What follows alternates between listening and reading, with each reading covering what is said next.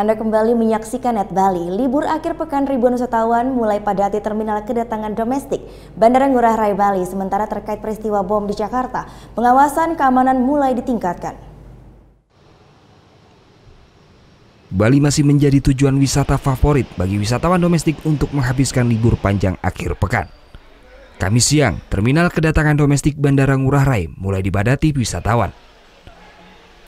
Para penumpang ini datang dari berbagai daerah yang akan menikmati libur panjang akhir pekan di Pulau Dewata. Seperti salah satu wisatawan asal Yogyakarta, sengaja datang lebih awal agar bisa menikmati waktu berlibur lebih lama di Bali. Pengen aja sih, katanya sih Bali suasananya enak, pantainya bagus, terus pemandangannya juga bagus. Jadi pengen aja, belum pernah juga ke Bali kan. Jadi dari Jogja kita ke Bali kan. Sementara itu pasca bom yang terjadi di Kampung Melayu Jakarta, pihak keamanan gabungan Bandara Ngurah Rai yang terdiri dari TNI AU dan Polsek kawasan bandara belum menambah personil pengamanan. Namun petugas meningkatkan pengawasan terhadap para penumpang di Bandara Ngurah Rai. Pihak Angkasa Pura I juga mengaktifkan seluruh CCTV yang terpasang di beberapa titik kawasan bandara. Surya Sanjaya melaporkan untuk NET.